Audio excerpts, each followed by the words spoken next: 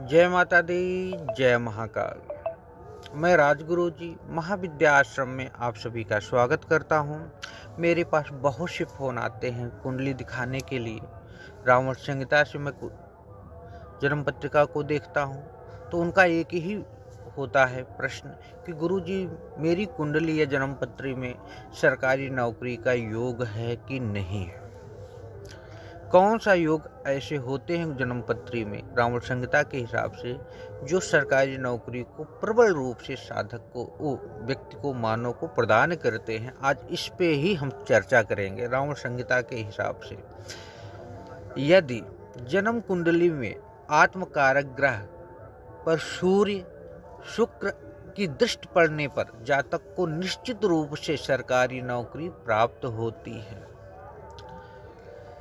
यदि 10 मेष जन्म कुंडली में केंद्र या त्रिकोण में शुभ ग्रहों से दृष्ट होकर अच्छे अंशों के साथ बलवान स्थिति में विद्यमान हो तो जातक को राजपत्रित अधिकारी का पद जरूर अपने जीवन में प्राप्त होता है। इसी तरह जन्म पत्री के लग्न भाव अथवा सप्तम भाव में से पंचम भाव में चंद्र गुरु की युति तथा शुक्र की शुभ स्थिति होने से जातक राजकीय कार्यों से जुड़कर ठेकेदारी या कॉन्ट्रैक्ट जैसे कार्यों में सफलता प्राप्त करता है।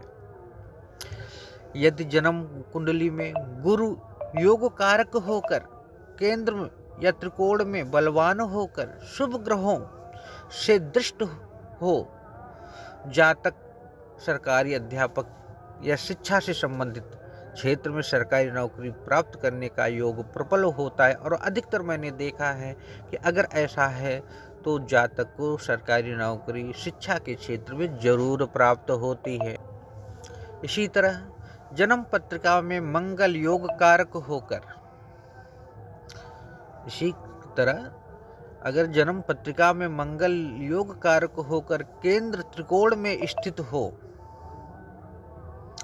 तो जातक को सरकारी नौकरी मिलने का योग प्रबल हो जाता है। और साथ ही साथ उस पर शुक्र या सूर्य की दृष्टि हो तो जातक सर्जन या डॉक्टर या मेडिकल के लाइन में अच्छी सफलता प्राप्त करता है।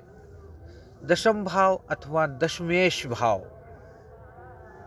पर बुध की युति अथवा बुध शनि की दृष्टि हो तो जातक जो भी लेखक है या शोधकर्ता है या रिसर्चर है या गणितज्ञ के क्षेत्र में सफलता प्राप्त होता है। और अधिकतर यह योग बहुत कम लोगों में पाया जाता है। यदि शनि मंगल की युति 3, 10 और 11 भाव में बन रही हो और दोनों ही ग्रह जन्म कुंडली में योग कारक स्थिति में हो तो जातक सेना में या पुलिस में सरकारी नौकरी का जॉब जरूर प्राप्त करता है। इसी तरह खष्टम भाव में जो खष्टम भाव का स्वामी पर बलवान बुध की अगर युति या नजर पड़ रही हो तो जातक को स्टोनो टाइपिंग या बड़े बाबू या ऑपरेटर से संबंधित नौकरियां प्राप्त होती हैं। रावण संहिता कहता है दशम मेष यदि एकादश भाव में स्थित हो तो जातक को वाणिज्य व्यापार फाइनेंस में सफलता प्राप्त करता है और उसका योग बढ़ जाता है। यदि इसी प्रकार दशमेश भाव द्वादश भाव में स्थित हो तो जातक जेलर अथवा जेल से संबंधित कर्मचारी का योग प्रदान करता है। इसी प्रकार किसी योग का फल करने के लिए जातक की कुंडली का विश्लेषण करने के लिए हमें सबसे पहले जन्म कुंडली के अन्य पहलुओं का भी विश्लेषण करना बहुत जरूरी है। जैसे ग्रहों का अंश, ग्रहों की अवस्था, पाप का कर्तरी योग, योग कारक, मारक इत्यादि का संपूर्ण विश्लेषण करके ही किसी चीज का निष्कर्ष निकालना चाहिए कि कुंडली में क्या कौन से ग्रह किस रूप में किस नज़र पे किसकी क्या नज़र पड़ रही है।